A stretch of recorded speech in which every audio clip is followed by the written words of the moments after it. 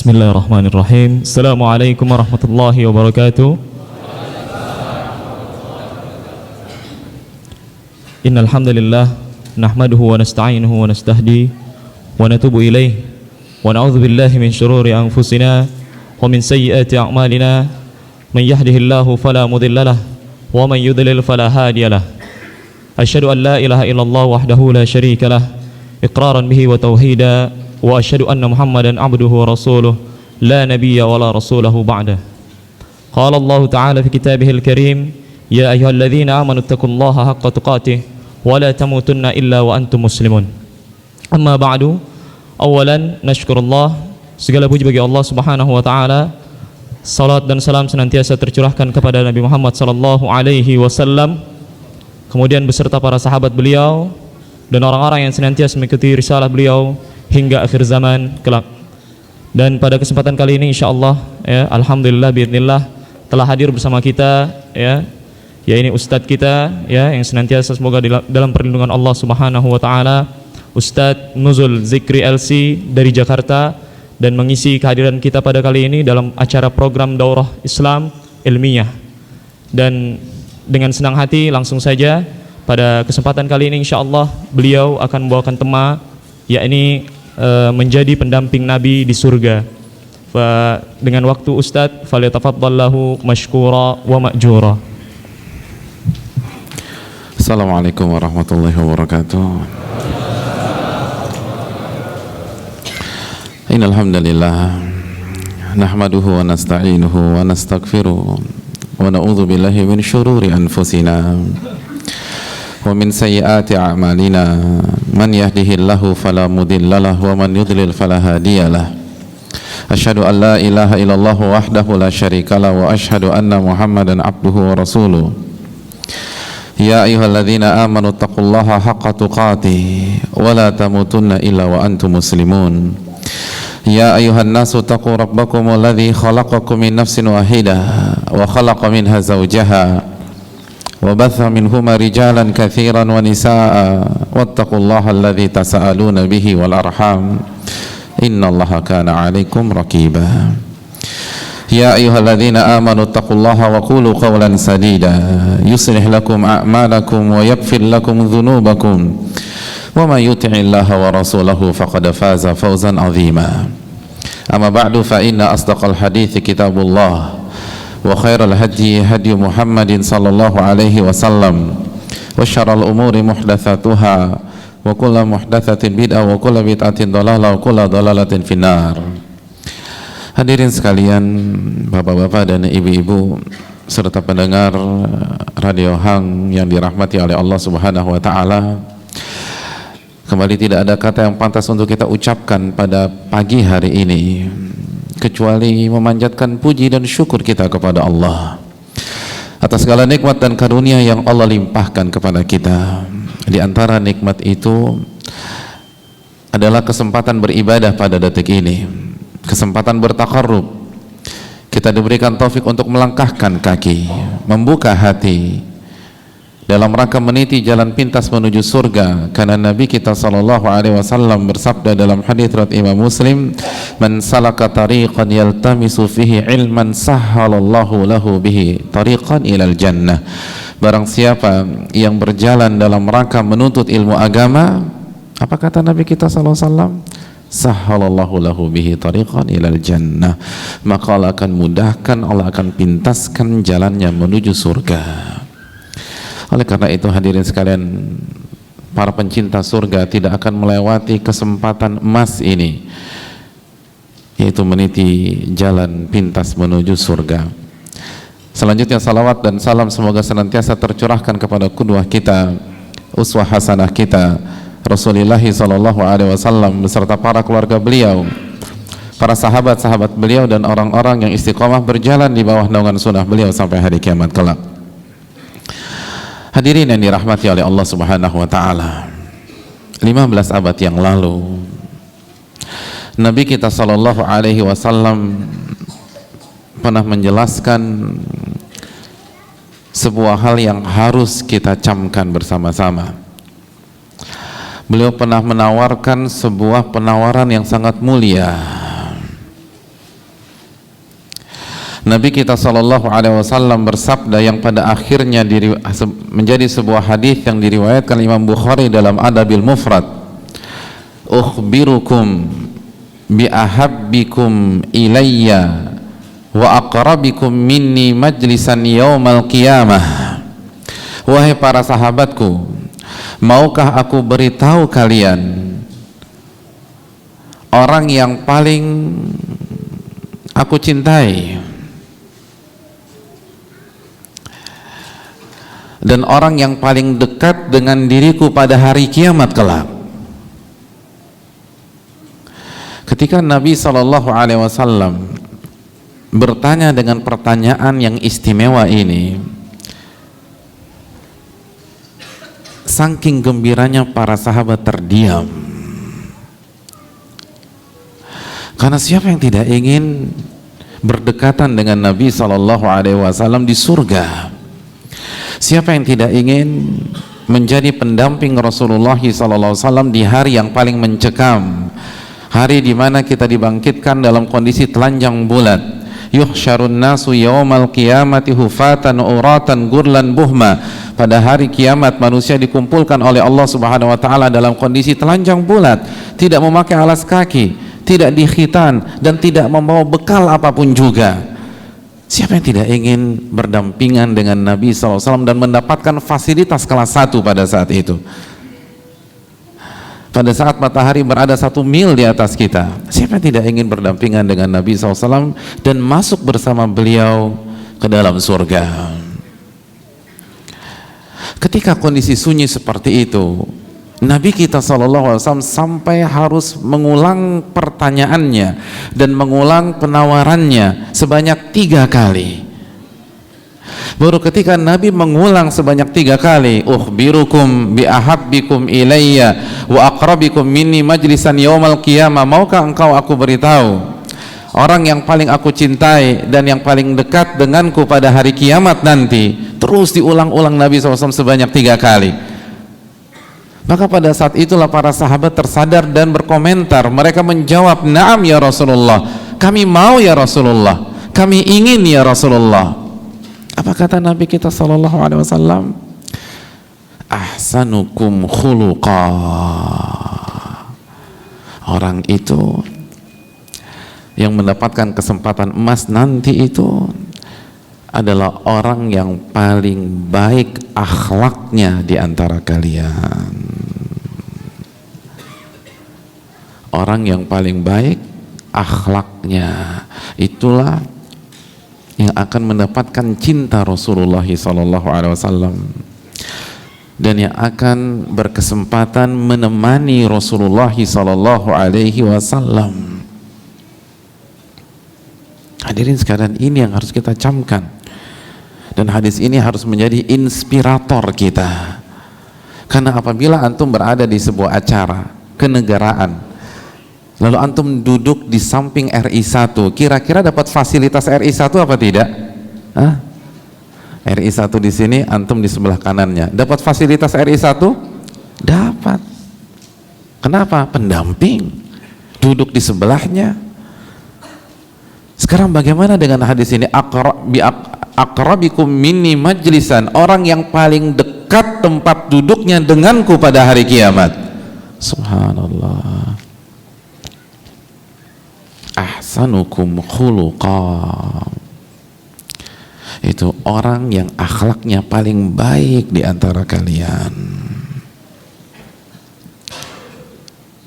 Hadis ini harus menjadi oleh-oleh kita saat kita pulang ke rumah setelah kajian ini. Semua kita harus berharap menjadi pendamping Rasulullah Sallallahu Alaihi Wasallam. Semua kita harus berangan-angan dan memiliki cita-cita dekat dengan Rasulullah SAW pada saat hari kiamat nanti. Dan caranya bagaimana? Dengan menjadi pribadi yang mulia akhlaknya. Hadirin yang dirahmati oleh Allah. Namun ternyata kenyataan tidak semudah teori yang dipaparkan. Masih banyak umat Islam yang belum bisa menampilkan akhlak yang mulia. Masih saja terjadi catatan di sana dan di sini. Dan yang sangat kita sayangkan, sampai sebagian orang yang sudah melangkahkan kakinya di majelis taklim pun ternyata akhlaknya masih harus diperbaiki, tutur katanya masih harus dilembutkan, janjinya masih harus diperbaiki sehingga tepat ketika dia berbicara. Dan ini terjadi di banyak tempat. Oleh karena itu, hadirin yang dirahmati oleh Allah Subhanahu wa taala, pada kesempatan kali ini kita akan duduk bersama dan melihat seberapa pentingnya seorang muslim, terlebih lagi orang yang berafiliasi kepada sunnah Nabi, menampilkan akhlak yang mulia. Karena apa? Karena semua kita ingin duduk berdampingan dengan Nabi kita sallallahu alaihi wasallam di akhirat nanti. Oleh karena itu, agar semakin memperkuat kita, memberikan semangat kepada kita, ada beberapa hal yang harus kita ketahui tentang masalah akhlak yang mulia. Ada beberapa keutamaan yang harus kita camkan. Saya tidak ingin membahas hadis demi hadis atau ayat demi ayat karena selalu lama dan sangat banyak menghabiskan waktu, dan itu babnya atau pembahasannya di kajian rutin. Namun pada kesempatan kali ini saya ingin menjelaskan beberapa poin besar atau garis-garis besar tentang masalah keutamaan akhlak, tentang masalah urgensi dari akhlak yang mulia.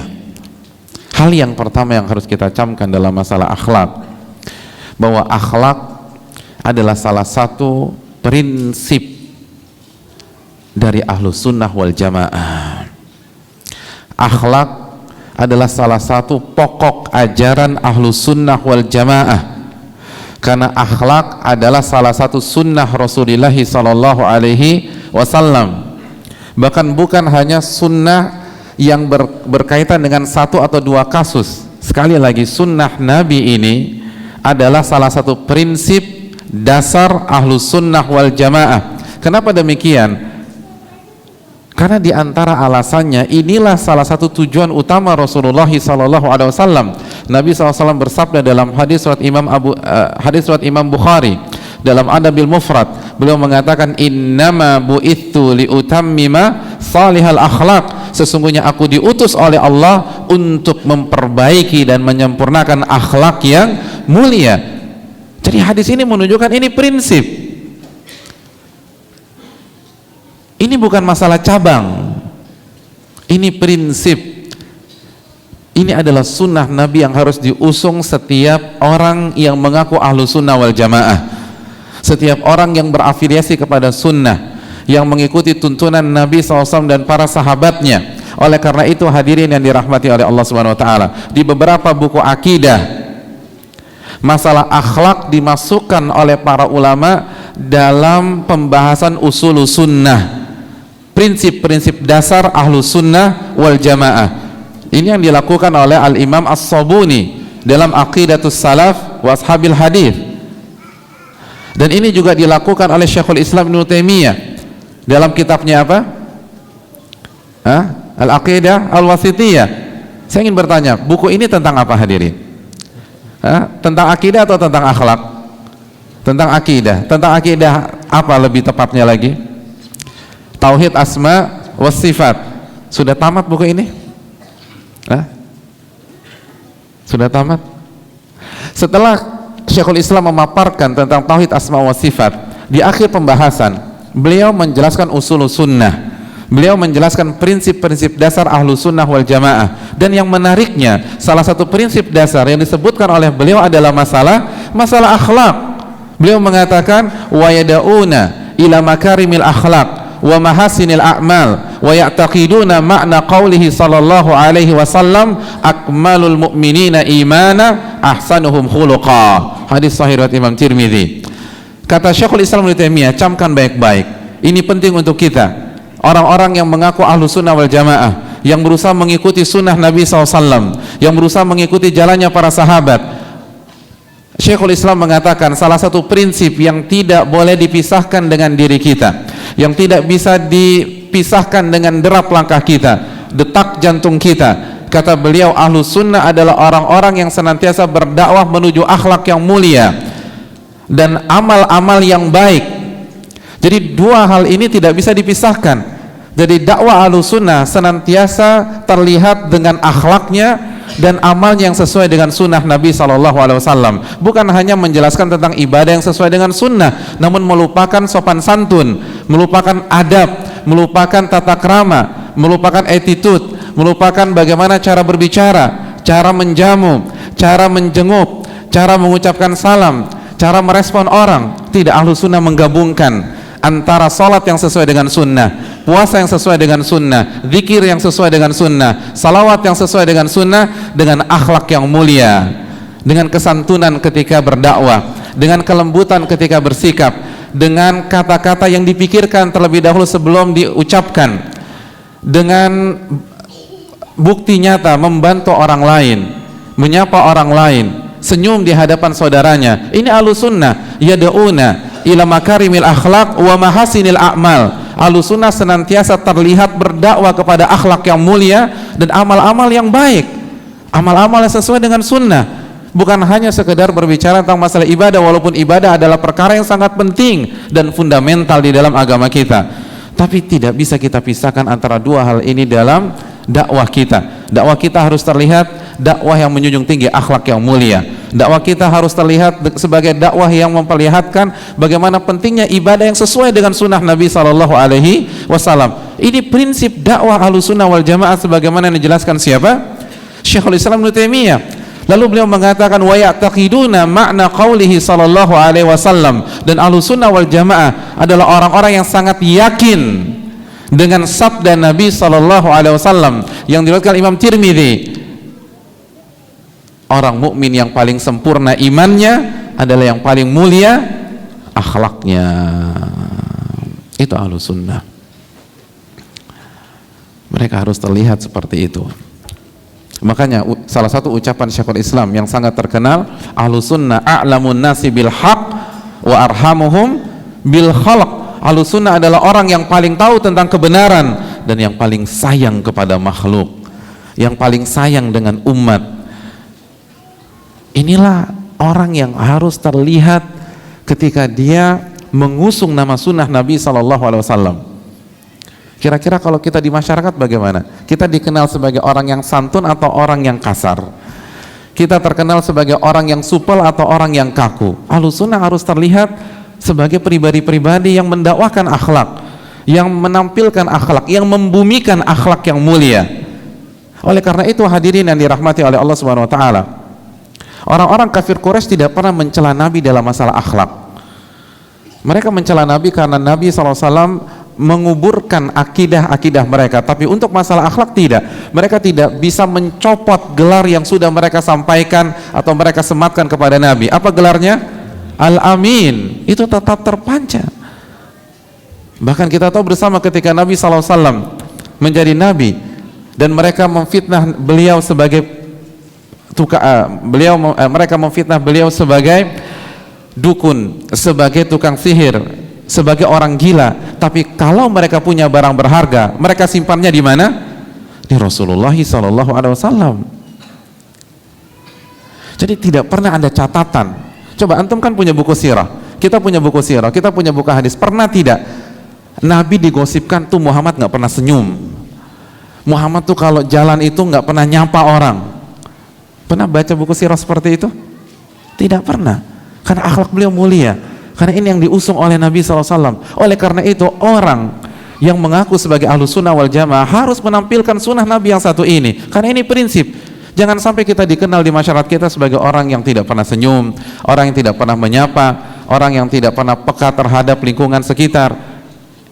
Ini sebuah kekeliruan dan dikotomi dalam memahami sunnah. Oleh karena itu hadirin yang dirahmati oleh Allah Subhanahu wa taala, kita senantiasa menyatakan berusaha mengikuti jalannya para sahabat. Betul apa tidak? Iya. Apa sifat sahabat yang dimaktubkan di dalam Al-Qur'anul Karim? Salah satu sifat sahabat yang dipuji oleh Allah sehingga diabadikan di dalam Al-Qur'anul Karim ada dalam surat Al-Fatah ayat terakhir ketika Allah berfirman, Muhammadur Rasulullah walladzina ma'ahu asyidda'u 'alal kuffar ruhama'u bainahum tarahum ruk'an sujada. Muhammad adalah utusan Allah, dan orang-orang yang hidup bersama beliau, yang berada di sekeliling beliau, siapa mereka? Sahabat Nabi SAW. Apa karakter mereka? Apa sifat mereka? Asyidda'u 'alal kuffar, tegas dengan orang-orang non-muslim. Ruhama'u bainahum, dan sangat sayang kepada orang-orang beriman. Ini masalah apa? Masalah akhlak. Baru setelah itu Allah katakan tarahum ruk'an sujada. Jika engkau melihat mereka, mereka akan senantiasa dalam kondisi rukuk dan sujud. Jadi Allah memuji akhlaknya para sahabat. Jadi jangan sampai saat kita berusaha mengikuti jalannya para sahabat, namun kita tidak terlihat sebagai orang yang berakhlak mulia. Karena ini prinsip, hadirin sekalian. Ini pondasi. Ini bukan hanya sekedar sunnah satu atau dua kasus saja. Makanya sekali lagi, sebagian ulama ketika menjelaskan tentang prinsip Ahlus Sunnah wal Jamaah di dalam buku-buku akidah, bukan buku-buku akhlak, dalam buku-buku akidah, salah satu yang mereka angkat adalah masalah apa? Masalah akhlak. Oleh karena itu, Ahlus Sunnah adalah orang yang berusaha menampilkan akhlak yang mulia. Sebagaimana kita berusaha mengajarkan manusia atau berusaha meyakini akidah yang benar, sebagaimana kita berusaha mendakwahkan ibadah yang sahih, kita pun juga harus berusaha mendakwahkan akhlak yang mulia. Ini yang harus kita camkan. Ini masalah prinsip, ini masalah pokok. Kita harus mempelajari akhlak dan harus kita tuangkan dalam kehidupan kita sehari-hari. Poin yang kedua, hadirin yang dirahmati oleh Allah,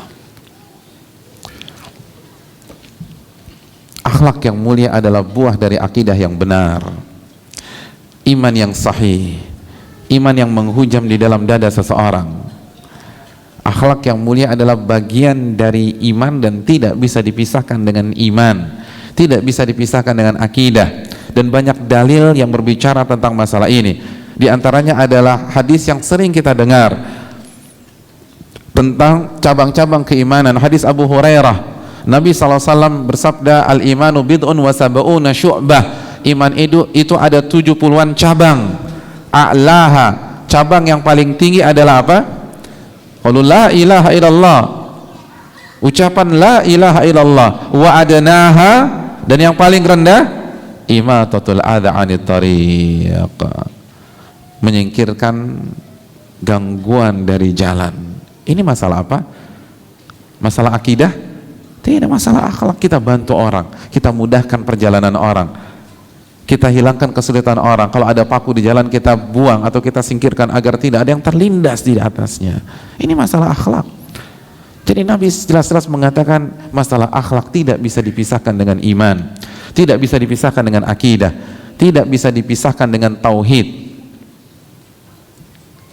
Oleh karena itu, hadirin yang dirahmati oleh Allah Subhanahu wa taala, di dalam banyak hadis Nabi sering mengaitkan antara akidah dan akhlak, akidah dan akhlak, akidah dan akhlak, iman dengan akhlak, iman dengan akhlak. Di antaranya adalah hadis yang sering kita dengar.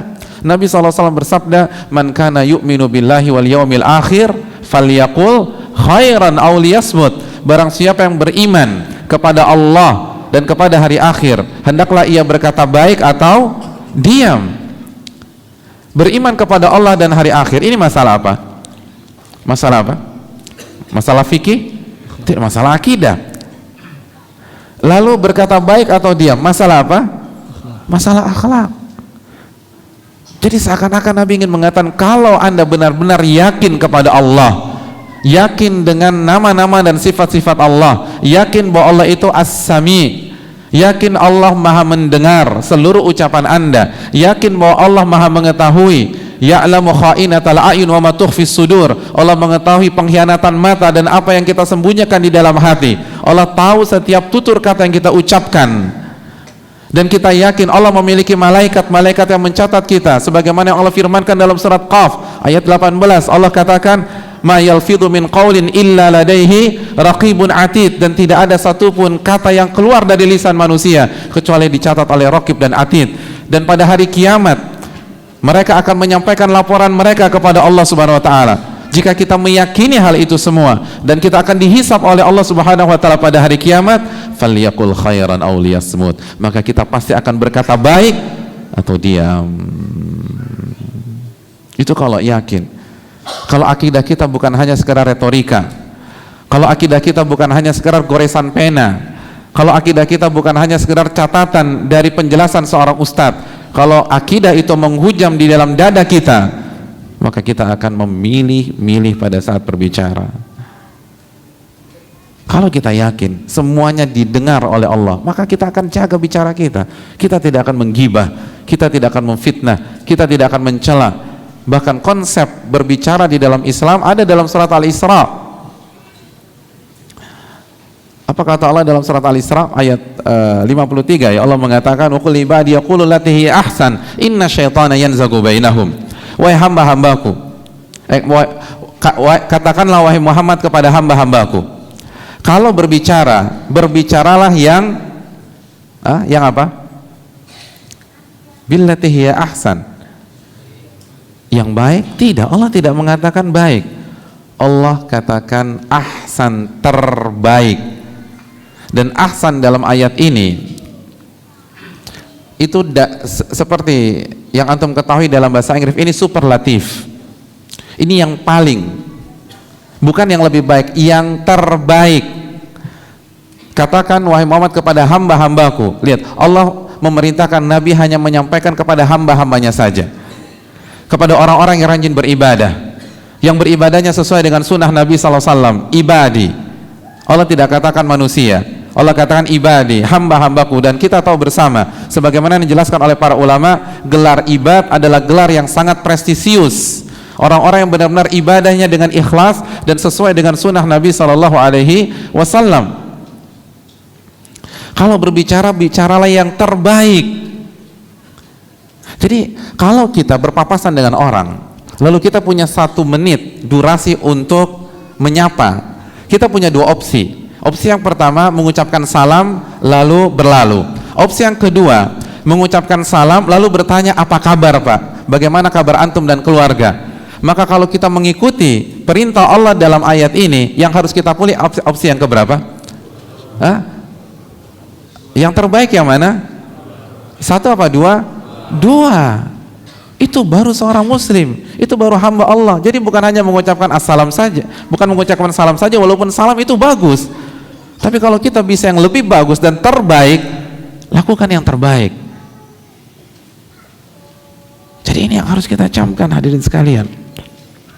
Kalau benar-benar kita yakin bahwa setiap ucapan kita dihisab oleh Allah, hati-hati berbicara.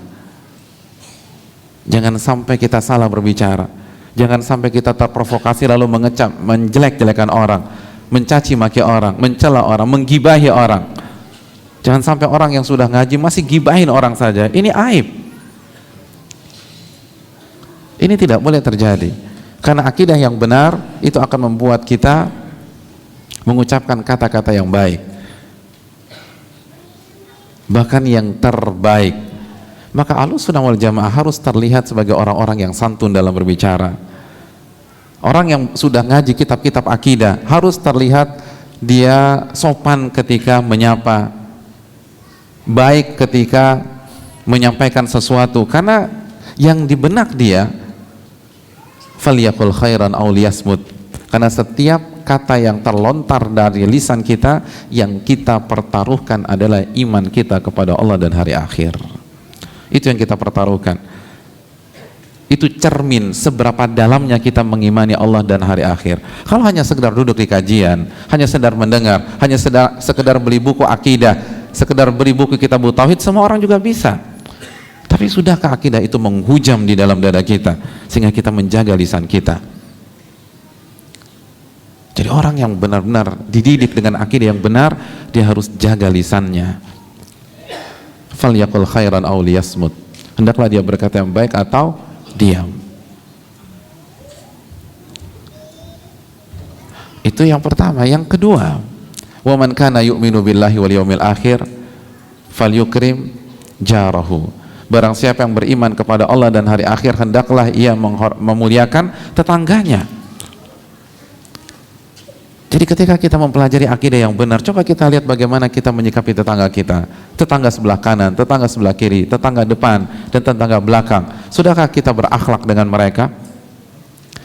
Bahkan dalam hadis yang lain Nabi mengatakan, wallahi la yu'min, wallahi la yu'min, wallahi la yu'min man la ya'manu jaruhu bawa'iqah. Demi Allah dia tidak beriman, demi Allah dia tidak beriman, demi Allah ia tidak beriman barang siapa yang tetangganya tidak merasa aman dari gangguannya. Lihat bagaimana Nabi mengaitkan antara masalah akidah, masalah keimanan dengan masalah akhlak. Sampai Nabi bersumpah 3 kali, demi Allah dia tidak beriman, dia tidak akan mendapatkan kesempurnaan iman walaupun rajin qiyamul lail, walaupun rajin ngaji, walaupun menghatamkan banyak buku akidah, kalau tetangganya masih terganggu dengan apa yang ia perbuat. Ini harus kita renungkan, hadirin sekalian.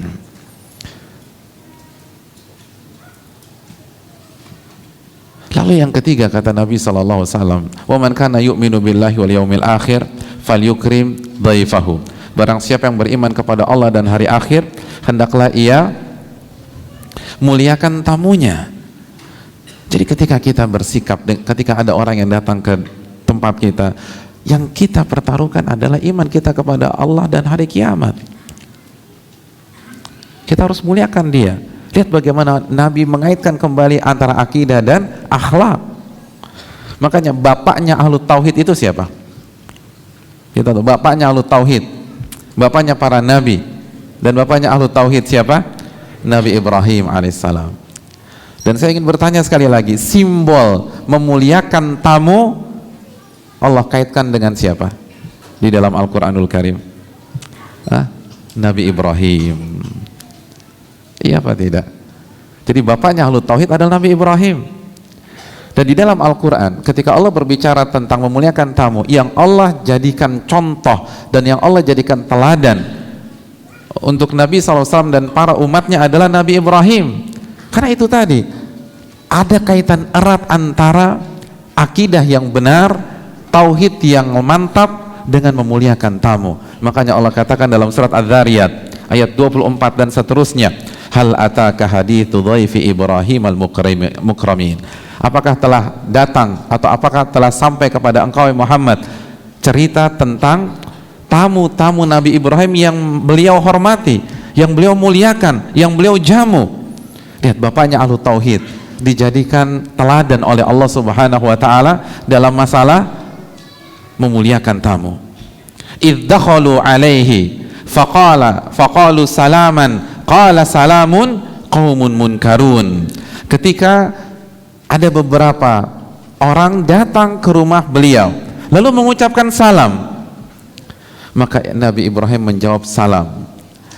Kata para ulama, coba antum lihat ayatnya, dikatakan Al-Hafidz Ibnu Katsir, tamu-tamu ini mengatakan salaman mansub, tapi yang dijawab oleh Nabi Ibrahim salamun. Dan secara kaidah bahasa salamun lebih kuat daripada salaman. Kan kita tahu konsep dalam Islam, kalau kita diberikan salam balaslah dengan yang lebih baik. Wa idza huyyitum bi tahiyyatin fahayyu bi ahsana minha aw rudduha. Jika kalian diberikan salam maka balaslah dengan yang lebih baik.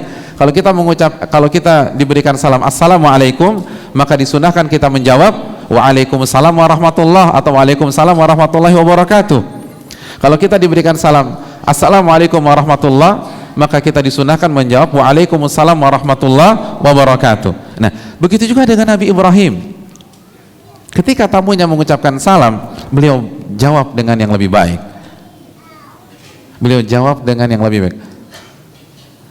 Salaman qala salamun qaumun munkarun. Kata Allah, qaumun munkarun, wahai tamu-tamuku yang aku nggak kenal. Jadi qaumun munkarun artinya beliau tidak kenal dengan tamu-tamu tersebut. Beliau tidak kenal dengan tamu-tamu tersebut. Karena pada akhirnya kita tahu tamu-tamu itu siapa? Malaikat yang menjelma sebagai sosok manusia. Jadi ini menarik hadirin sekalian. Lihat bagaimana seorang nabi, bapaknya ahli tauhid dengan segala kesibukannya. Kira-kira nabi itu pengangguran atau banyak urusan? Banyak urusan. Tapi sesibuk-sibuk beliau masih bisa menjamu tamunya. Dan ingat, ini menarik. Ketika tamunya mengucapkan salam, yang menjawab salam siapa? Loh, kok lupa? Ayatnya jelas. Yang menjawab salam siapa? Nabi Ibrahim apa pembantunya? Nabi Ibrahim atau tukang masaknya? Nabi Ibrahim. Ini menunjukkan salah satu sunnah dalam menjamu tamu kita yang menyambut di depan. Karena orang lebih merasa dimuliakan ketika tuan rumahnya yang menyambutnya daripada pembantunya yang menyambutnya. Iya apa tidak? Ketika antum datang ke rumah pejabat atau ke rumah ustadz, mana yang lebih membuat antum terharu? Ustadznya yang nyambut di depan pintu atau asistennya yang nyambut suruh duduk baru ustadznya keluar? Mana yang membuat antum terharu? Atau antum tidak pernah terharu selama hidup ini? Yang membuat kita lebih terharu jika ustadznya langsung menyambut. Nah, lihat, bayangkan seorang nabi langsung menyambut. Beliau nggak suruh asistennya misalnya, atau pembantunya, atau anak buahnya, atau umatnya, atau jamaahnya, atau security-nya. Beliau langsung menyambut. Dan yang menariknya, ini tamu nggak dikenal. Ini bukan orang yang sudah buat janji. Beliau nggak tahu siapa orang ini.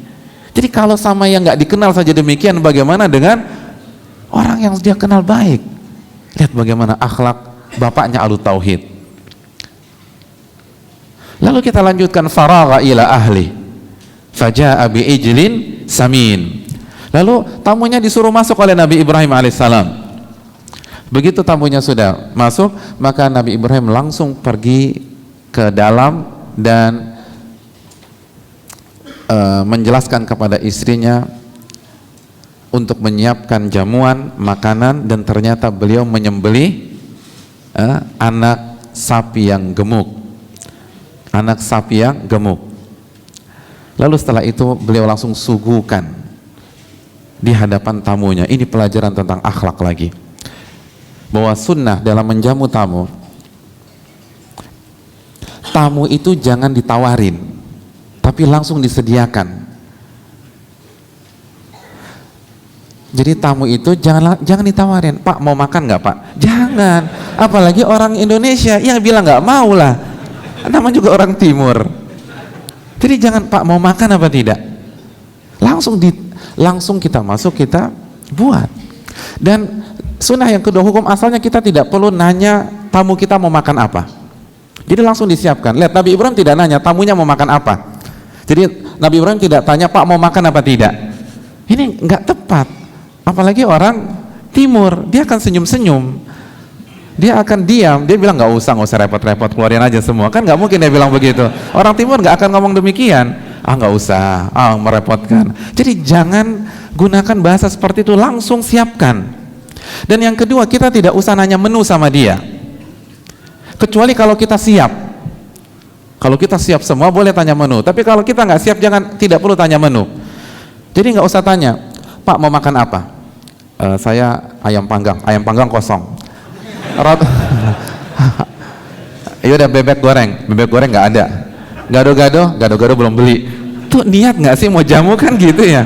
Ini nawarin tapi nggak ada sama sekali. Jadi kalau kita nggak siap, maka nggak usah ditawarin. Begitu juga dengan minum, nggak usah ditanya, Pak mau minum apa? Kalau kita nggak siap ya, kalau kita tidak siap, langsung buatkan teh panas. Atau kalau kita siap tapi tidak komplit, kita tanya mau minum dingin atau panas gitu loh. Jangan ditawarkan secara bebas. Pak mau minum apa Pak? Teh tarik kosong. Kopi belum beli. Terus susu nggak ada. Udah air putih aja Pak ya. Larinya air putih lagi kan begitu. Jadi kalau kita nggak siap jangan ditawarin. Nabi Ibrahim langsung ambil ke dapur. Lalu beliau menyembelih sapi atau anak sapi yang besar. Kata Ibnu Katsir, karena itulah makanan yang paling spesial pada saat itu yang ia punya. Jadi kasih makanan yang paling spesial untuk tamu kita. Jadi kalau kita di kulkas atau di dapur ada ayam goreng, jangan dikasih tempe orek tamu, kasih ayam goreng atau kasih gurame bakar, atau misalnya kasih mie apa sih tadi pagi itu? Mie di sini itu apa? Mie terempa. Ya itu. Jadi sekali lagi, kasih makanan yang kita mampu untuk sediakan dan itu spesial pada hari itu. Nggak usah takaluf, nggak usah memaksakan, tapi apa yang kita mampu. Lalu ini menarik lagi, jarak antara Nabi Ibrahim masuk dan mengeluarkan makanannya, Allah gunakan kata faja'a bi'ijlin samin. Kata para ulama tafsir seperti Ibnu Katsir, itu menunjukkan bahwa kalau menyiapkan jamuan jangan lama-lama. Makanya kan fa itu litartib tapi waktunya cepat gitu loh. Allah tidak menggunakan kata sambung thumma. Kalau thumma agak lama, jadi tamunya nunggu lama. Tapi Nabi Ibrahim cepat, jadi masuk siap sembelih. Bayangkan harus sembelih dulu kan, tapi cepat sekali beliau kerjakan. Jadi sehingga tamu nggak tunggu. Jadi jangan sampai tamu datang jam 11 baru makan jam setengah 4 sore. Ini kan kesian, apalagi kalau punya mah. Apalagi berharap suaminya tamunya pulang duluan. Kita kasih aja jam setengah 4, semoga dia pulang lebih cepat kan begitu. Kita main kuat-kuatan, siapa yang lebih kuat nahan. Jadi nggak boleh. Kalau tamu datang segera cari makanan secepat mungkin, apalagi jam makan, harus makan. Makanya kata para ulama, inti dari menjamu tamu itu makan. Inti menjamu tamu itu makan. Apalagi kalau mereka datang di jam makan, harus makan. Kalau perlu jangan biarkan mereka pulang sampai dia makan di rumah kita. Karena ini kehormatan. Nabi bersabda dalam hadis riwayat Imam Abu Daud, apa kata Nabi? Wala ya'kul ta'amaka illa taqi, dan janganlah ada yang memakan makananmu kecuali orang yang bertakwa. Apalagi kalau tamunya itu bertakwa, paksa dia makan di rumah kita, karena itu berkah. Karena Nabi mengatakan jangan ada yang makan makananmu kecuali orang yang bertakwa. Maksudnya bukan orang fasik jangan dikasih makan, bukan. Wah ini pelaku maksiatan nggak usah dikasih makan. Enggak. Hadis ini menunjukkan keutamaan yang lebih khusus ketika yang makan makanan kita adalah orang yang bertakwa. Ketika kita mentraktir orang yang soleh. Jadi ini kesempatan emas. Lihat faja'a bi'ijlin samin. Jadi Nabi Ibrahim cepat, pelayanannya cepat, tamunya nggak lama nunggu. Lihat, bayangkan bagaimana bapaknya Ahlu Tauhid itu memuliakan tamu.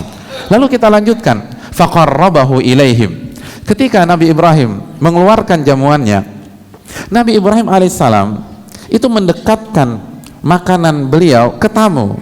Jadi kalau sekarang itu nasinya ditimbain gitu loh, diambilkan, disodorkan, piring ayam gorengnya didekatkan ke tamu. Jadi bukan tamu yang ribet sendiri, apalagi dijauhkan. Jadi yang dekat-dekat tamu itu sambal, lalapan, pokoknya yang ayam goreng kita amankan. Jangan. Apalagi kan tamu malu, nggak enak. Tamu itu biasanya nggak mau minta, tolong ambilkan itu dong, enggak. Tamu biasanya ngambil yang ada di depannya. Jadi jangan dikasih sambal, kecap sama kecap manis, kecap asin dan seterusnya. Jadi kasih yang enak-enak tuh di hadapan tamu, dekat dengan tamu. Faqarrabahu ilaihim. Nabi Ibrahim mendekatkan makanannya itu di hadapan tamu. Kalau misalnya ada nasinya kita timbahkan, ditimbahin gitu ya, diambilkan gitu. Terkadang ada tuan rumah memang ditimbahin, tapi dia punya niat jelek yang lain, biar lebih sedikit gitu, dikasih dikit baru dikasih. Enggak, kita kasih banyak. Kita kasih banyak untuk tamu tersebut. Lalu berikutnya, qala ala ta'kulun. Ternyata tamunya Nabi Ibrahim nggak ada yang makan. Jadi sudah didekatkan, sudah diservis, nggak ada yang makan. Lalu Nabi Ibrahim bertanya, kenapa kalian tidak makan? Nah, ini juga adab dalam masalah menjamu tamu. Kita harus punya sensitivitas. Jadi kita harus pantau kondisi tamu kita. Kalau misalnya ternyata dia tidak menyentuh makanan kita, mungkin kita bisa sediakan makanan yang lain. Seperti Nabi Ibrahim, ketika melihat tamunya tidak makan jamuan yang sudah disuguhkan, beliau bertanya, kok nggak makan? Apa ada pantangan? Nanti saya buatkan apa ya? Begitu. Jadi bukan ketika tamu nggak makan, alhamdulillah dia nggak makan, bisa masuk kulkas. Jangan, nggak boleh seperti itu. Dia harus makan. Terus kalau misalnya kita lihat tamu kita sudah setengah piring sudah dihabiskan atau tinggal beberapa suap lagi, itu inisiatif, langsung kita timbahkan. Lihat, Nabi Ibrahim mengajarkan inisiatif kepada kita. Ketika melihat tamunya tidak makan, maka langsung ditanyakan. Jadi tamu kan biasanya malu-malu, jadi langsung kita yang inisiatif, kita yang jemput bola. Kita lihat daging ayamnya habis, yang tersisa tinggal tulangnya, ambilkan ayam lagi, taruh lagi, kan gitu ya. Jangan biarkan dia menggerogoti tulang terus. Itu kan tanda gitu loh. Orang timur tuh malu. Jadi salah satu tandanya dia gerogotin tulang mudanya, dia pegang-pegang. Itu berarti dia pengen nambah. Iya. Dan kita harus cerdas. Kata para ulama, innal labiba bil isyarati yafhamu. Orang yang cerdas itu langsung paham dengan isyarat, nggak perlu diminta. Kita kalau cerdas, kita paham ketika melihat isyarat-isyarat dari orang lain. Lihat bagaimana Nabi Ibrahim alaihissalam, adab yang diajarkan. Karena kenapa? Karena man kana yu'minu billahi wal yaumil akhir falyukrim dhaifahu. Barang siapa yang beriman kepada Allah dan hari kiamat, maka hendaklah dia hormati tamunya, muliakan tamunya. Jadi Allah gunakan muliakan tamunya, yukrim. Jadi buat tamu itu merasa orang mulia, orang yang spesial, orang yang penting di rumah kita. Dan simbolnya adalah Nabi Ibrahim. Kenapa? Karena iman beliau paling mulia, tauhid beliau paling sempurna. Makanya cara menjawab beliau pun juga istimewa dibanding yang lain, sehingga beliau dijadikan simbol di dalam Al-Quranul Karim. Ini pelajaran bagi kita. Oleh karena itu, Nabi sering mengaitkan antara akidah dengan akhlak.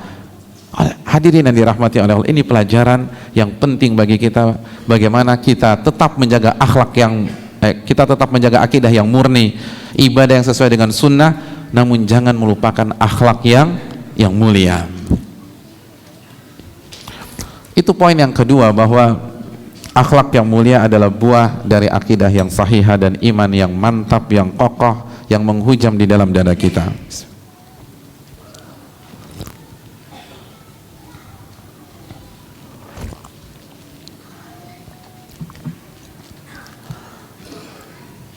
Poin yang ketiga,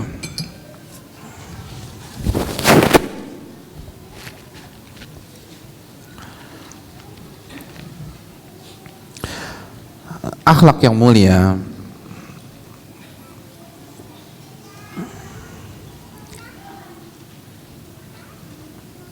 bisa membuat kita mengalahkan para ahli ibadah.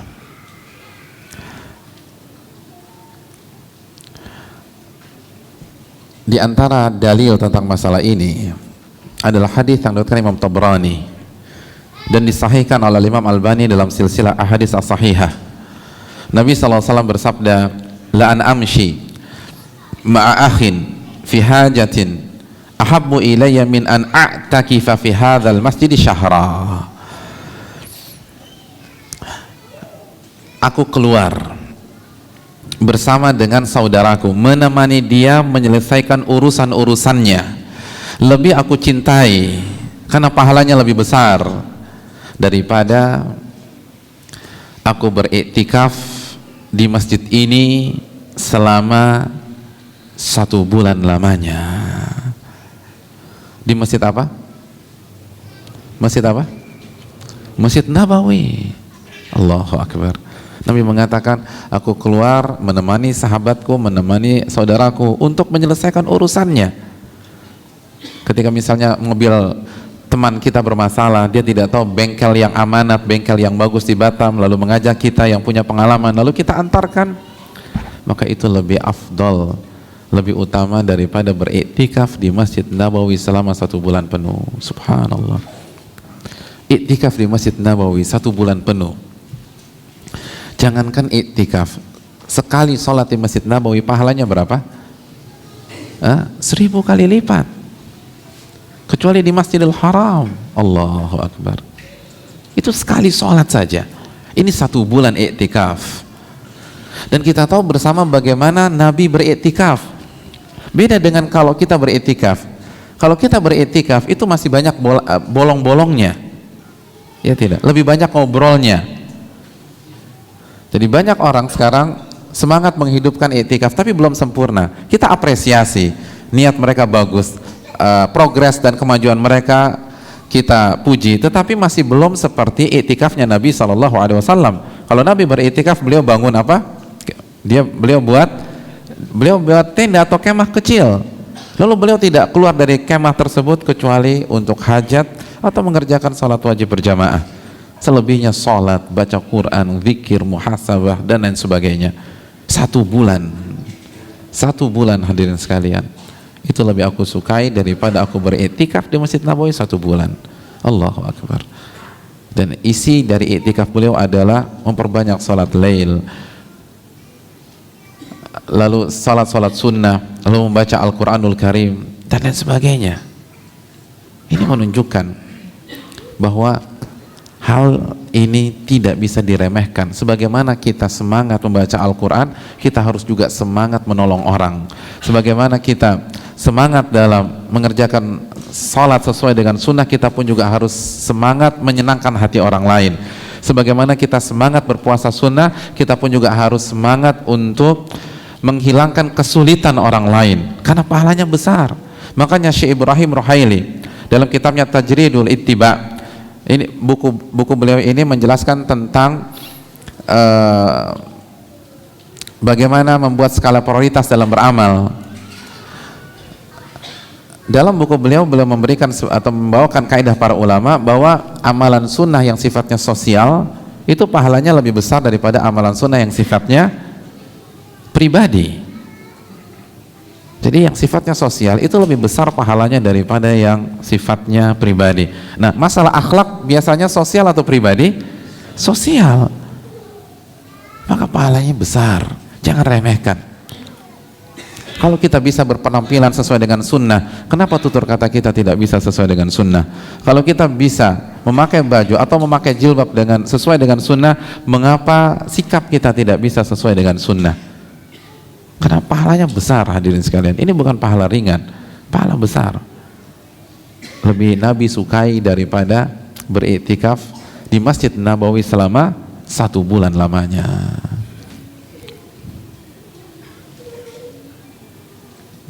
Ini yang perlu kita camkan bersama-sama. Yang berikutnya, sampai jam berapa? Setengah 11 untuk pertanyaan. Setengah 12. Setengah 12 ya. Iya. Poin yang berikutnya, hadirin yang dirahmati oleh Allah Subhanahu wa taala.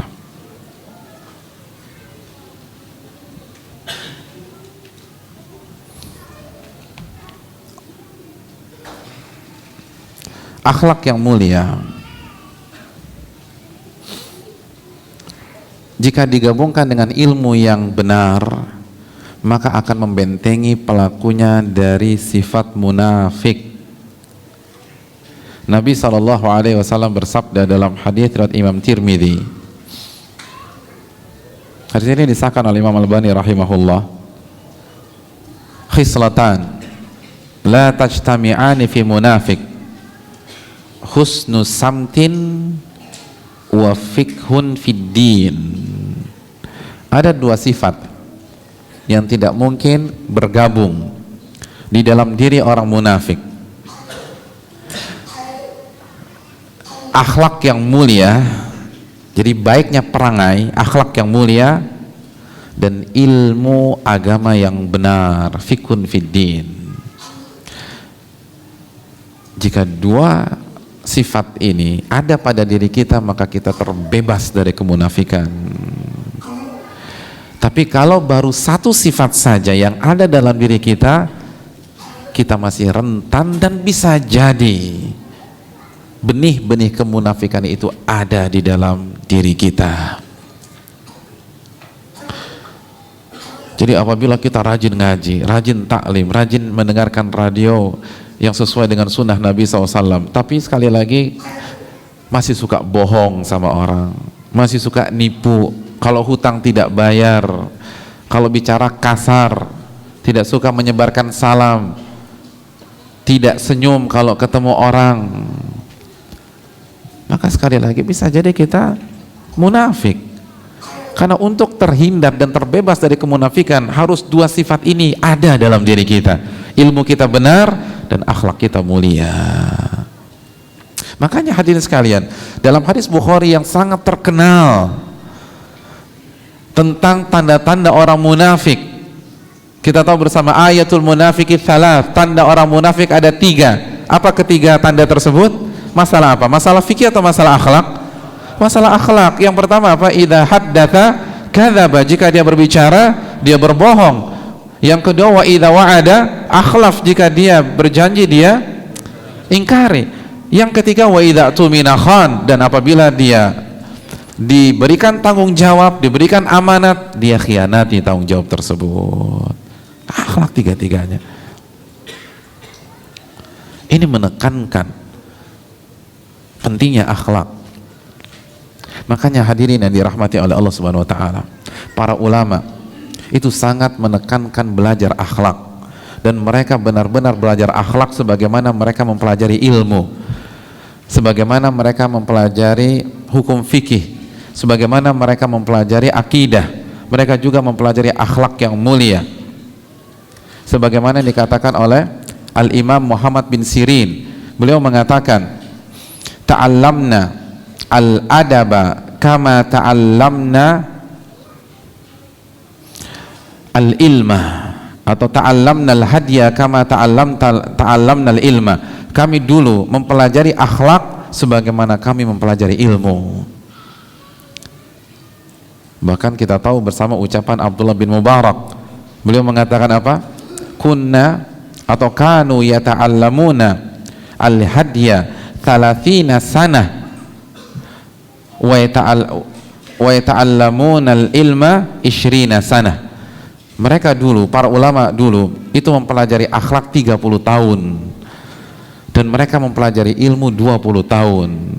Allahu Akbar. Belajar akhlak dan adab 30 tahun. Makanya tidak heran akhlak mereka luar biasa. Akhlak mereka sangat berbeda dengan orang-orang awam karena mereka khusus belajar. Bahkan banyak di antara mereka ketika duduk di kajian para ulama, di kajian para masyayikh, mereka tidak ingin mempelajari ayat Al-Quran karena mereka sudah paham tentang ayat itu. Mereka tidak ingin mempelajari hadis Nabi di majelis tersebut karena mereka sudah paham hadis yang dibaca, hadis yang dikaji. Namun mereka duduk di majelis tersebut hanya untuk mempelajari akhlak pemateri, akhlak syekh tersebut, akhlak ulama yang lain. Sebagaimana yang dikatakan oleh Abdurrahman bin Mahdi. Statement ini atau ucapan ini disampaikan Ibnu Muflih dalam kitabnya Adab Syar'iyyah. Abdurrahman bin Mahdi pernah mengatakan, kita dulu kunna na'til majlisa, dahulu kami datang atau dahulu kita datang ke sebuah majelis, kita tidak ingin ilmu dari syekh tersebut. Laisa illa an nata'allama min samtihi wa hadih, atau min hadihi wa samtih. Tidak ada tujuan dan tidak ada motif kecuali kita ingin mempelajari akhlak pemateri yang sedang menyampaikan materi tersebut, bagaimana akhlak dan perangainya. Jadi datang ke kajian bukan untuk dengerin materi. Kalau materi saya juga paham, tapi bagaimana cara menyampaikan materi dengan santun, bagaimana cara menyampaikan materi dengan bijak, itu mereka pelajari. Bagaimana merespon penanya yang mungkin kurang adab, yang tidak tahu akhlak. Kan orang macam-macam, murid macam-macam, jamaah macam-macam. Nah, mereka mempelajari bagaimana teman mereka atau rekan sejawat mereka, sesama ulama itu merespon atau menyikapi murid-murid mereka. Bagaimana adabnya, bagaimana akhlaknya, bagaimana kelembutannya, itu dipelajari. Makanya Ali bin Madini, kita tahu Ali bin Madini, salah satu guru besar Imam Bukhari, itu rajin datang ke majelisnya Yahya bin Sa'id Al-Qattan. Jadi datang ke majelis Yahya bin Sa'id Al-Qattan bukan untuk mempelajari hadisnya, tapi untuk memperhatikan adab dan akhlak Yahya bin Sa'id Al-Qattan. Subhanallah. Karena mempelajari akhlak itu mahal, dan mereka ingin mendapatkan pelajaran yang berharga dalam masalah ini. Sebagaimana dikatakan Imam Zahabi dalam Syiar A'lamin Nubala, dahulu di majelisnya Imam Ahmad yang hadir berapa? 5.000 orang. Tapi yang menariknya khomsu mi'atin yaktubun, yang nyatet itu ternyata hanya 500 orang. Jadi dari 5.000 orang yang nyatet hanya berapa? 500 orang. Oh, berarti sama dengan sekarang Pak Ustadz ya, kan begitu. Kenapa mereka nggak nyatet? Ada apa dengan 450 orang yang lain? 4.500 orang yang lain? Kata yang meriwayatkan, mereka mempelajari akhlak dan perangainya Imam Ahmad. Jadi mereka tidak mau kehilangan satu detik pun, diperhatikan saja, dipelototin tuh Imam Ahmad, bagaimana cara menyampaikan materi yang santun, bagaimana cara menjawab, bagaimana cara menerangkan, bagaimana cara menyikapi. Mungkin ada jamaahnya yang tidur, bagaimana mengingatkannya. Jamaah yang main BB, gimana cari kasih tahunya, kan begitu kan. Mungkin dulu nggak ada BB, tapi yang sejenis mungkin ada, orang 5.000 orang. Itu kan harus dipelajari. Dan itu mahal. Saya pernah mengikuti kajian Syekh Abdul Aziz Ar-Rais bin Rais, salah satu masyayikh di Riyadh yang cukup tegas dalam masalah sunnah Nabi SAW. Ketika beliau baru memulai kajian, ini khutbatul hajah saja belum, baru mau innal hamdalillah, itu sudah diinterupsi oleh salah satu jamaah yang hadir. Jadi baru khutbatul hajah sudah dipotong dan diinterupsi. Ternyata orang ini mau nanya, Syekh, ana mau tanya, kira-kira sopan gak tuh? Gak sopan, ini lagi khutbatul hajah dipotong, gak sopan sama sekali. Tapi Syekh tidak menghardik orang tersebut, tidak menjatuhkan, tidak memotong lagi, tidak mengatakan ini aja baru mulai, duduk, enggak, tidak mengatakan demikian. Beliau dengarkan. Setelah beliau dengarkan pertanyaannya, lalu beliau jawab. Ternyata orang ini nggak puas, dibantah lagi jawabannya Syekh. Subhanallah, udah motong di awal, kasih jawaban, dibantah. Syekh jelaskan lagi, dibantah lagi, dijelaskan lagi, dibantah. Akhirnya kata Syekh, bagaimana? Ini kajian belum mulai. Bagaimana kalau kita kajian dulu? Nah, setelah kajian kita nanti bicara 4 mata. Masya Allah ya, bukan dimarahin, ditawarkan hal yang baik. Antum nanti ketemu saya bicara 4 mata. Bukannya mengiyakan, orang itu justru balik badan mau pulang. Subhanallah. Jadi nggak terima dia, pertanyaannya jawabannya nggak dituntaskan. Dia mau pulang. Ketika orang itu mau pulang, Syekh panggil. Kata Syekh Abdul Aziz hafizahullah, baqa'uka yus'iduni wa khurujuka yuhzinuni. Kehadiranmu di majelisku ini itu membahagiakan hatiku, dan kalau engkau pergi itu menyedihkan hatiku. Subhanallah, akhirnya orang ini nggak jadi pergi dan duduk kajian sampai selesai. Subhanallah. Coba kalau antum digitukan sama ulama besar, Pak jangan pulang Pak, keberadaan antum di sini membahagiakan diri ana. Itu mungkin nggak pulang-pulang, bahkan sampai bubar pun tetap ada di tempat duduknya, saking terharunya. Karena siapa yang nggak terharu digitukan oleh ulama? Dan hal-hal seperti itu nggak ada di bangku kuliah, tidak ada dalam buku. Itu memang benar-benar kita belajar dari para masyayikh kita, para ulama kita. Dan itu yang dicari oleh Ali bin Madini rahimahullah, itu yang dicari oleh Abdurrahman bin Mahdi rahimahullah pada saat dulu. Mereka benar-benar fokus datang ke kajian, bukan mencatat, bukan mempelajari teori. Mereka mempelajari gerak-gerik, bagaimana cara merespon, bagaimana kesantunan, bagaimana memilih kata, bagaimana menjelaskan masalah tetap tegas tetapi tidak menyinggung orang, tetapi enak cara masuknya. Itu harus dipelajari. Makanya sampai-sampai Ibnu Mubarak, sebagaimana yang dikeluarkan oleh Ibnu Muflih, Ibnu Mubarak khusus mau pergi ke Basrah. Ketika mau pergi ke Basrah, orang-orang bertanya, wahai Abdullah bin Mubarak, ngapain ke Basrah? Memangnya ada siapa di Basrah? Ibnu Aun. Saya mau ketemu Ibnu Aun. Akhudhu min akhlaqi, akhudhu min adabi. Saya ingin ketemu Ibnu Aun untuk belajar akhlaknya dan adabnya. Saya tidak ingin pergi ke Basrah untuk mempelajari hadis. Saya sudah tahu hadis. Tidak mau mempelajari tafsir. Saya sudah tahu tafsir, tapi saya ingin belajar akhlak dan adab Ibnu Aun. Jadi untuk belajar akhlak saja mereka keluar negeri. Makanya tidak heran akhlak mereka sangat bagus. Ini yang harus kita camkan. Jadi penuntut ilmu harus memperlihatkan akhlak yang mulia. Ibnu Wahab, kita tahu salah satu murid terbaik Imam Malik adalah Ibnu Wahab. Ibnu Wahab pernah mengatakan, ma naqalna min adabi Malik akthar mimma ta'allamna min ilmi. Adab Imam Malik yang kami pelajari itu lebih banyak daripada ilmu Imam Malik yang kami pelajari. Subhanallah. Jadi adab Imam Malik yang menyentuh kita, yang bermanfaat bagi kita, itu lebih banyak daripada ilmu beliau yang kita pelajari. Oleh karena itu penuntut ilmu harus benar-benar mencamkan masalah ini. Ketika kita sudah sering ikut kajian, datang ke majelis-majelis para ustadz-ustadz kita, hafidhahumullah, mendengarkan kajian-kajian ilmu melalui radio, harus terlihat dari akhlak kita. Akhlak kita harus berubah, karena ilmu dengan akhlak ini harus berjalan secara paralel. Abu Asim pernah mengatakan, sebagaimana yang dikeluarkan oleh Khatib Al-Baghdadi, man talabal hadith faqad talaba a'la umuri dunya fayajibu an yakuna khairan nas. Orang yang mempelajari hadith, maka ia telah mempelajari hal yang paling tinggi di dunia. Jadi orang yang mempelajari hadith, dia telah mempelajari hal yang paling tinggi di dunia, maka dia wajib menjadi orang yang paling baik di masyarakatnya. Dia harus menjadi orang yang paling baik di masyarakatnya. Karena nggak nyambung.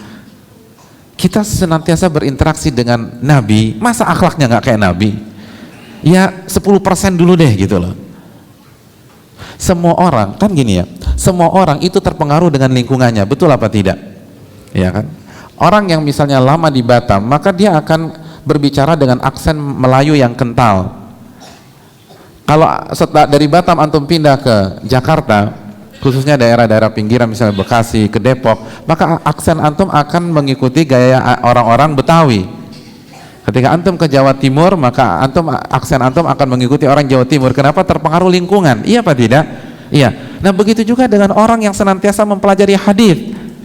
Makanya aneh, orang belajar hadis bertahun-tahun tapi tetap kasar, tetap keras, tetap mudah tersinggung, susah memaafkan orang. Selama ini dia belajar apa? Orang itu pasti terpengaruh dengan lingkungannya. Bagaimana mungkin setiap saat bergaul dengan Nabi SAW tapi tidak terpengaruh dengan gaya bahasanya, tidak terpengaruh dengan tutur katanya, tidak terpengaruh dengan sikap-sikap Rasulullah SAW. Setiap saat mengkaji tafsir Al-Quran tapi tidak terpengaruh dengan gaya bahasa Al-Quran. Itu gaya bahasa Al-Quran kan luar biasa. Apa tafsir Abdullah bin Abbas tentang ayat-ayat yang sensitif, ayat-ayat tentang hubungan suami istri? Ketika Allah Subhanahu wa taala mengatakan, misalnya dalam surat Al-Baqarah ayat 187, Allah mengatakan hunna libasul lakum wa antum libasul lahun. Istri kalian adalah pakaian bagi kalian dan kalian adalah pakaian bagi istri kalian. Atau misalnya dalam surat Al-Maidah ayat 6, Allah mengatakan aula mastumun nisa, atau pada saat kalian menyentuh istri kalian atau bercampur. Atau misalnya kata Allah mendatangi kalian, misalnya dalam surat Al-Baqarah mendatangi istri kalian. Jadi Allah tidak pernah menggunakan kata-kata yang vulgar ketika menjelaskan hubungan suami istri, hal yang sensitif seperti ini. Allah gunakan kata-kata apa? Menyentuh, pakaian, mendatangi, bercampur. Apa kata Abdullah bin Abbas? Innallaha hayyun yukanni, karena Allah zat yang maha malu, makanya Allah ingin menggunakan bahasa kiasan untuk hal-hal sensitif seperti itu. Makanya ini menakjubkan. Sampai salah satu doktor tafsir dari Riyadh, beliau mengatakan, coba kita renungkan, saking tingginya bahasa yang Allah gunakan dalam Al-Quran, sampai tidak ada satupun orang yang malu membaca ayat-ayat tentang hubungan suami istri, walaupun di hadapan anaknya, walaupun di hadapan orang tuanya, walaupun di hadapan kakek neneknya, walaupun di hadapan cucu-cucunya, walaupun di hadapan anak muridnya atau gurunya. Beda dengan artikel manusia. Ketika antum membaca artikel tentang hubungan suami istri, kira-kira risih nggak ketika kita baca di hadapan anak kita? Risih tidak? Risih. Walaupun itu positif atau tidak haram, itu untuk pengetahuan kita, tapi kita risih. Tapi ketika kita baca ayat-ayat itu, kita tidak pernah risih. Oh mungkin, tapi kan karena saya nggak paham artinya Pak Ustadz. Bukan hanya antum yang nggak paham misalnya, atau kita yang nggak paham sebagai orang Indonesia, atau yang belum bisa bahasa Arab, tapi orang-orang Arab pun tidak risih. Pernah tidak dengar Syekh Sudais ketika membaca surat Al-Maidah melongkap ayat ke-6? Ketika ditanya, kenapa antum melongkap ayat ke-6? Malu, ada banyak anak kecil di belakang saya. Ada pernah? Gak pernah. Gak ada. Atau melongkap surat Al-Baqarah ayat 187 karena risih banyak anak kecil di belakangnya. Gak pernah. Saking tingginya, saking halusnya, sampai orang tidak malu. Nah, masa kita nggak tersentuh, masa tidak ada yang nempel saja di lidah kita sehingga kita berbicara dengan kesantunan Al-Quranul Karim. Oleh karena itu penuntut ilmu agama harus menjadi orang yang terbaik, atau berusaha dulu deh, berusaha menjadi orang yang paling baik di masyarakatnya, yang paling santun di masyarakatnya, karena ia berinteraksi dengan bahasa terbaik di dunia ini, firman Allah. Kita tahu bersama, para ulama tafsir mengatakan bahwa perbandingan antara firman Allah dengan ucapan manusia sebagaimana perbandingan antara Allah dengan manusia itu sendiri. Masa kita tidak terpengaruh? Bahasa Al-Quran bahasa yang sangat indah, bahasa yang sangat santun, bahasa yang sangat sopan. Kalau kita benar-benar belajar harus terpengaruh dengan bahasa-bahasa seperti itu. Bukan justru semakin kasar, semakin pongah, semakin congkak dan lain seterusnya. Oleh karena itu hadirin sekalian, penuntut ilmu, orang-orang yang mengaji harus menjadi orang terbaik, harus berusaha menjadi orang yang tersantun, harus menjadi orang yang terjujur, harus menjadi orang yang menampilkan kebaikan di tengah-tengah masyarakat. Ingat sekali lagi, ketika kita berinteraksi dengan tetangga kita, ketika kita berinteraksi dengan orang-orang sekeliling kita, lingkungan kita, wa man kana yu'minu billahi wal yawmil akhir falyukrim jarahu. Barang siapa yang beriman kepada Allah dan hari akhir, maka hendaklah dia memuliakan tetangga dan lingkungannya. Jadi yang kita pertaruhkan adalah iman kita, ilmu kita hadirin dan dirahmati oleh Allah. Oleh karena itu inilah pentingnya menuntut ilmu dan menjelaskan tentang keagungan ilmu dengan akhlak dan perangai kita. Iya. No. Saya rasa cukup sampai di sini sesi materi, dan semoga bermanfaat dan semoga membuat kita lebih semangat lagi dalam mengkaji dan berakhlak mulia, karena sekali lagi berakhlak mulia tidak bisa dipisahkan dengan pribadi-pribadi para penuntut ilmu. Ini saja bisa disampaikan. Kita buka sesi tanya jawab. Wassalamualaikum ala nabiyina Muhammad wa ala alihi wa sahbihi ajma'in. Assalamualaikum warahmatullahi wabarakatuh. Waalaikumsalam warahmatullahi wabarakatuh. Nah, jazakallah khairan Ustaz atas nasihatnya, dan semoga kita semuanya dapat senantiasa meneladani akhlak Nabi SAW dan menjadikan kita pendamping Nabi di surga kelak insyaallah. Dan pada kesempatan kali ini insyaallah akan kita berikan beberapa menit ke depan ya untuk sesi tanya jawab. Adapun sesi tanya jawab seperti biasanya ya ini dengan secari kertas nantinya silahkan kepada pembicara di depan, dan insyaallah bisa saya baca itunya, pertanyaan-pertanyaannya. Boleh saya membaca? Saya pilih. Ya, barangkali Ustadz sedikit ingin membaca juga. Ya, silakan Ustadz. Boleh saya pilih pertanyaan? Biar bisa skala prioritas gitu. Itu. Saya pilih pertanyaannya, saya pilih biar bisa di. Iya, dan untuk pertanyaan nantinya Ustadz yang akan milihnya secara langsung. Ya.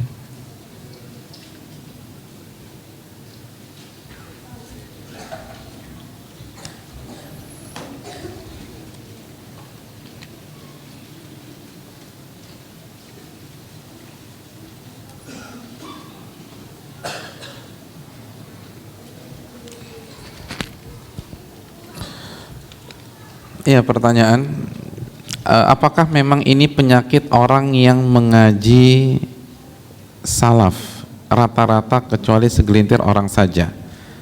Apa penyakitnya? Mudahnya ikhwan yang sudah ngaji berjanji tapi menyepelekan dalam janjinya ingkar janji, apalagi urusan dunia pekerjaan. Apakah dalam Islam ancaman menyepelekan janji yang pernah disepakati? Ya, terima kasih dan jazakallahu khair atas pertanyaannya. Ini adalah masukan yang berharga bagi kita, dan sebagaimana ungkapan Umar bin Khattab radhiyallahu taala an, rahimallahu mar'an ahda ilayya uyubi. Semoga Allah merahmati orang yang memberikan hadiah berupa aib-aib kita. Jadi kita tidak boleh fobi ketika kita diberikan masukan atau nasihat. Ini adalah masukan buat kita semua dalam masalah berjanji. Yang ingin saya sampaikan, yang pertama, ini bukan penyakit penyakit secara umum, tidak. Ini hanya oknum saja insyaallah taala. Karena kenapa? Karena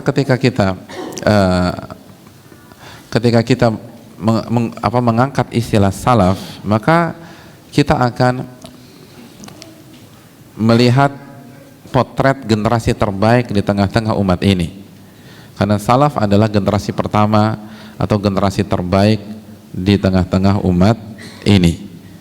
Generasi yang dihuni oleh Rasulullah SAW dan para sahabat, lalu diikuti oleh para tabi'in dan tabi'ut tabi'in. Tidak mungkin semua dipukul rata sebagai orang-orang yang mengingkari janji. Bahkan mereka adalah orang-orang yang pertama kali menjaga janji mereka di hadapan manusia. Namun memang orang yang baru ngaji atau orang yang mengaji tidak sempurna. Mungkin ada beberapa kelemahan yang masih harus dia perbaiki, ia benahi, dan salah satunya adalah masalah janji. Dan sebagai perenungan adalah hadis tentang tanda-tanda orang munafik. Jangan sampai penampilan kita sudah islami, lalu kita menampilkan syiar Islam, namun ternyata kita terkena hadis Nabi, ayatul munafik thalath, idza haddatsa kadzaba wa idza wa'ada akhlafa wa idza tumina khan. Tanda-tanda orang munafik ada 3, jika dia berkata ia berdusta, dan apabila ia berjanji ia ingkari, dan apabila ia diberikan tanggung jawab ia khianati. Dan Nabi SAW juga bersabda, al-muslimuna ala syurutihim. Seorang mukmin itu terikat dengan janjinya, dengan kesepakatannya. Ia tidak boleh menyepelekan janji tersebut. Sekali lagi, yang ia pertaruhkan adalah imannya, karena ini adalah salah satu tanda kemunafikan. Jangan sampai, sekali lagi, penampilan kita sudah sesuai dengan sunnah, sholat kita sudah sesuai dengan sunnah, namun ternyata kita memiliki sifat orang-orang munafik, dan ini fatal hadirin sekalian. Ini hal yang sangat fatal. Wallahu ta'ala bisawab. Dan yang kedua, ketika kita melihat bagi yang mengalami yang menjadi korban, yang kecewa, ketika kita melihat ada sebagian orang atau ikhwan yang sudah ngaji tetapi tidak menepati janji, jangan manhajnya yang disalahkan, jangan pengajiannya yang diserang. Sekali lagi, manhaj kita maksum. Metode yang diajarkan itu terbebas dari kesalahan, karena kita bukan membuat metode sendiri. Kita mengajak umat kembali kepada metode Rasulullah SAW dan para sahabat. Dan kalau kita mencela metode ini, sama saja kita mencela Rasulullah SAW dan para sahabat. Jadi jangan cela metodenya, kritik personalnya tidak ada masalah, kasih nasihat kepada oknum tersebut nggak ada masalah. Tapi jangan sampai kita jadi futur sehingga mencela pengajiannya dan malas datang dan menuntut ilmu agama dengan alasan toh juga banyak yang ngaji tidak menepati janji. Karena perlu diingat, alasan itu tidak berlaku pada hari kiamat. Alasan itu tidak berlaku pada hari kiamat. Allah tidak akan terima alasan kita tidak ngaji, tidak istiqomah karena perbuatan sebagian oknum.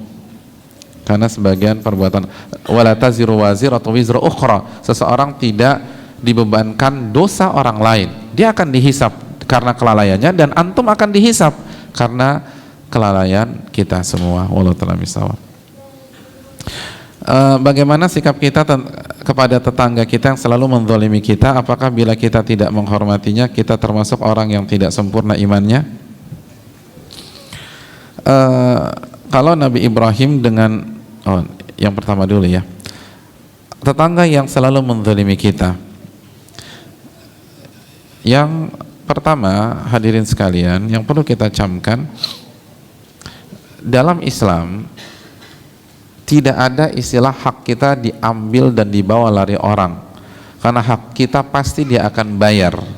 Kalau tidak dibayar di dunia, maka akan dibayar di akhirat. Jadi ini yang harus kita camkan. Ketika hak kita, hak kenyamanan, atau hak yang berkaitan dengan harta, atau hak yang berkaitan dengan tempat atau waktu itu dizalimi oleh tetangga kita, maka sekali lagi dia akan bayar kalau tidak di dunia, di akhirat.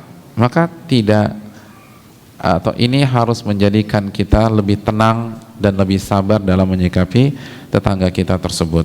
Yang kedua, cara yang terbaik adalah apa yang Allah firmankan dalam surat Fussilat, idfa' billati hiya ahsan, balaslah yang buruk dengan yang lebih baik. Dan Allah ingatkan, wala tastawil hasanatu wala sayyi'ah, idfa' billati hiya ahsan. Memang berbeda antara yang zalim dengan yang baik, itu beda. Allah tahu beda, tapi usahakan balas dengan cara yang lebih baik. Kenapa demikian? Karena semoga dia dapat berubah. Fa'idzal ladzi bainaka wa bainahu adawatun ka'annahu waliyyun hamim. Karena bisa jadi orang yang pada detik ini menjadi musuh besarmu, besok menjadi sahabat karib dengan kebaikan akhlak kita.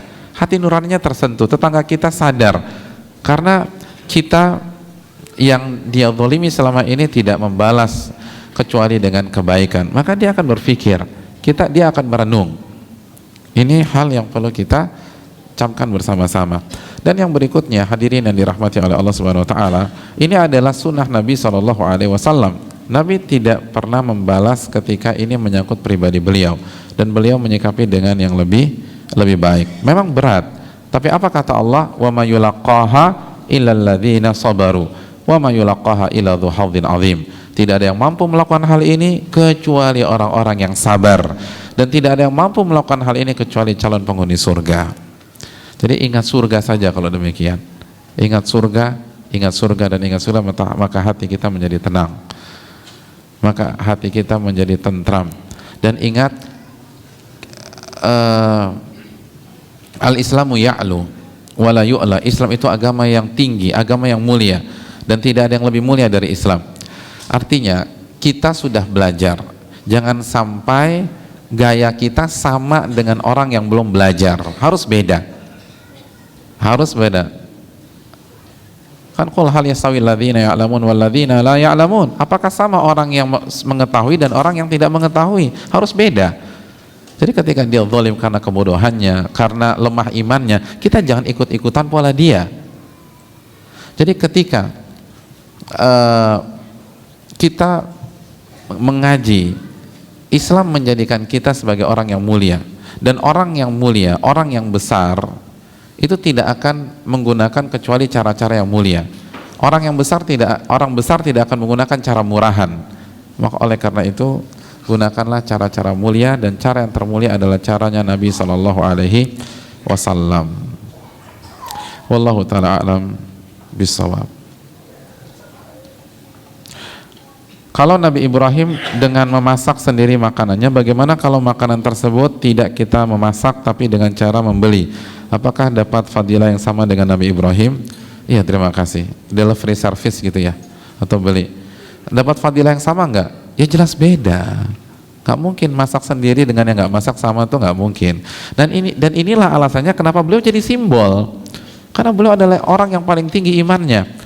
Maksud saya, pasti dapat pahala. Memberikan makan, menyuguhkan, itu pasti dapat pahala. Walaupun kita tidak masak sendiri, tapi jelas beda antara yang memasak sendiri dengan orang yang beli. Karena kan kaidah mengatakan atau hadis Nabi SAW ya, al-ajru ala qadril masyaqqah.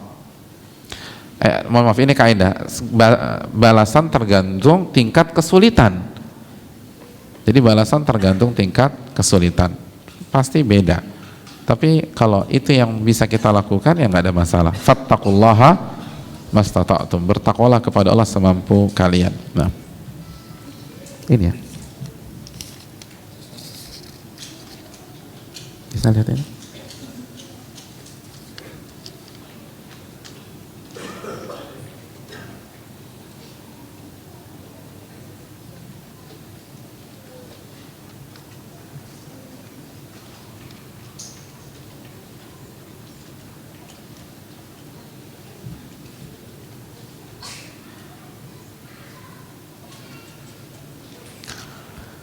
Assalamualaikum Pak Ustadz. Waalaikumsalam. Minta nasihatnya bagaimana caranya menjadi orang yang supel, mudah bergaul, sementara watak asli anak agak sedikit kaku.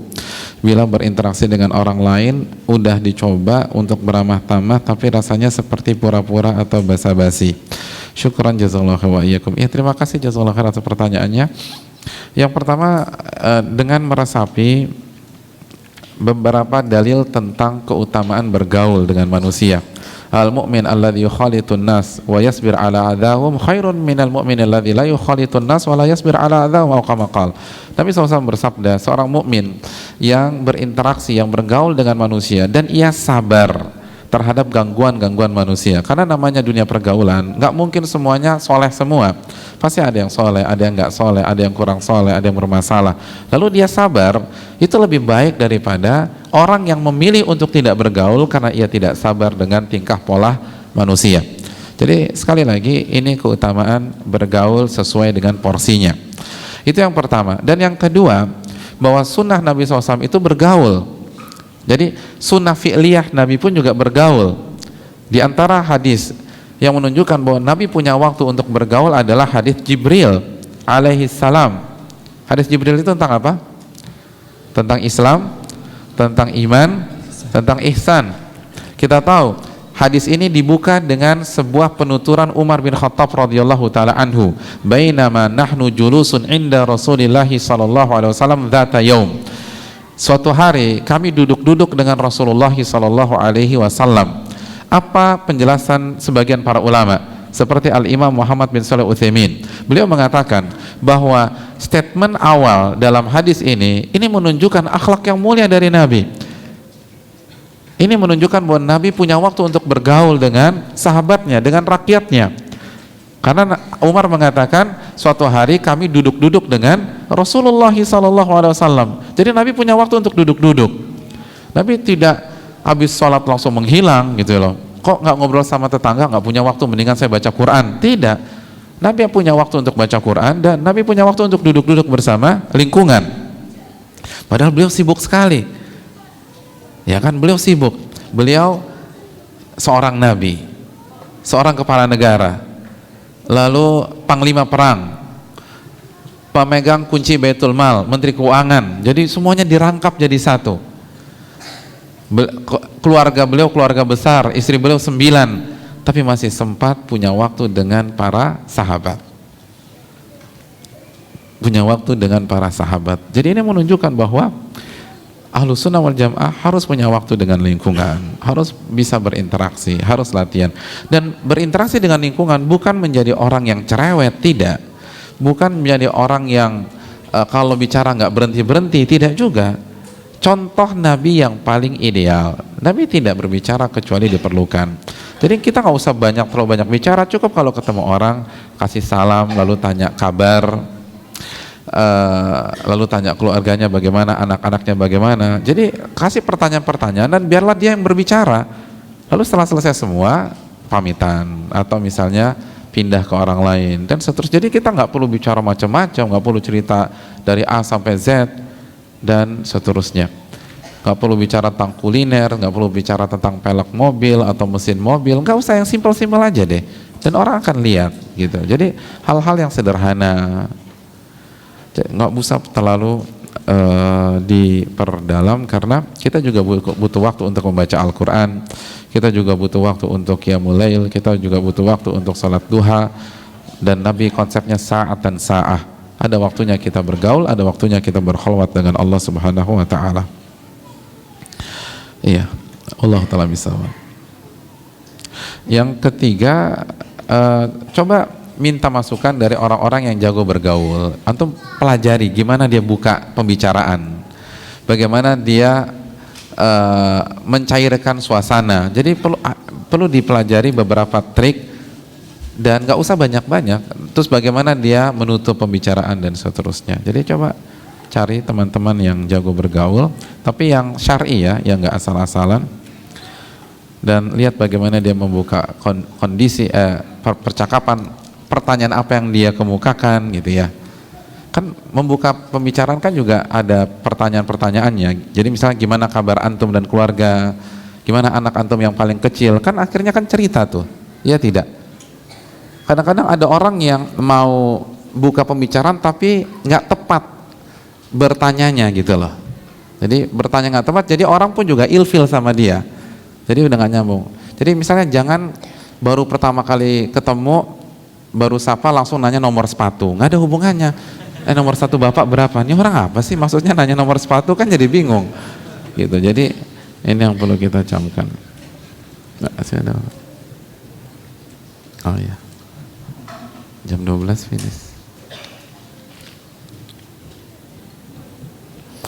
Bismillah Ustadz, apa saja langkah dan metode untuk mempelajari akhlak yang baik? Ya, terima kasih, jazakallahu khairan. Tentu saja yang pertama berdoa kepada Allah agar diperbaiki akhlak kita. Allahumma hasanta khalqi fahasin khuluqi, ya Allah, sebagaimana Engkau membaguskan fisikku, maka baguskanlah akhlakku. Dan yang kedua, kaji buku-buku tentang masalah akhlak sebagaimana kita mengkaji buku-buku tentang akidah. Yang terbaik dikaji secara komprehensif, misalnya Riyadhus Shalihin atau Adabul Mufrad dan lain sebagainya. Jadi kita perlu duduk di majelis-majelis akhlak yang diasuh oleh ustadz-ustadz kita di Batam ini, hafizahumullah wa nafa'allahu bihim. Dan yang ketiga, bergaul dengan para ahli ilmu yang ada di sini. Karena alhamdulillah ustadz-ustadz antum akhlaknya masya Allah, nahsabu kadzalik wala nuzaki ala ahad. Jadi bergaul dengan mereka. Sekali lagi, pergaulan itu mempengaruhi. Jadi bergaul dengan ahli ilmu, kita lihat bagaimana adabnya, bagaimana akhlaknya, sehingga kita terpengaruh dan bisa menjadi lebih baik lagi. Dan yang berikutnya adalah dicoba dipraktekkan. Innamal ilmu bita'allum wa innamal hilmu bitahallum. Nabi SAW mengatakan sesungguhnya ilmu tidak akan didapatkan kecuali dipelajari. Dan al-hilm, sifat kedewasaan, kematangan, itu tidak akan bisa kita peroleh kecuali kita coba, kita latih dan seterusnya. Jadi harus dicoba, begitu dapat hadis dipraktekkan, begitu dapat hadis dipraktekkan, begitu dapat hadis dipraktekkan. Jadi intinya sih simpel, gimana antum komitmen mengamalkan hadis tentang akhlak, selesai. Makanya Syekh Abdul Razak bin Abdul Muhsin Al-Abbad pernah mengatakan begini, man tamassaka bisunnah nataqa bil hikmah. Barang siapa yang mengamalkan dan komitmen dengan sunnah Nabi, maka dia akan mengucapkan mutiara-mutiara hikmah. Jadi kalau orang itu mengamalkan sunnah Nabi, maka setiap dia bicara itu tepat. Kenapa? Bukan dia yang hebat, tapi yang dia amalkan adalah akhlak manusia terbaik, yaitu Rasulullah SAW. Maka dia pasti akan terpengaruh. Jadi intinya bagaimana antum mengamalkan sunnah Nabi, hadis Nabi dalam masalah akhlak. Sebagaimana kita mengamalkan hadis Nabi dalam masalah sholat, dalam masalah zikir, dalam masalah puasa, amalkan hadis tersebut dalam masalah akhlak, maka akhlak antum secara otomatis akan berubah. Wallahu ta'ala alam bisawab. Mungkin ini bisa disampaikan pada kesempatan kali ini, dan semoga kita menjadi para pendamping Rasulullah SAW di surga kelak dengan memperbaiki akhlak kita. Subhanakallahumma wa bihamdika asyhadu an la ilaha illa anta astaghfiruka wa atubu ilaik. Assalamualaikum warahmatullahi wabarakatuh. Assalamualaikum warahmatullahi wabarakatuh. Terima kasih Ustadz.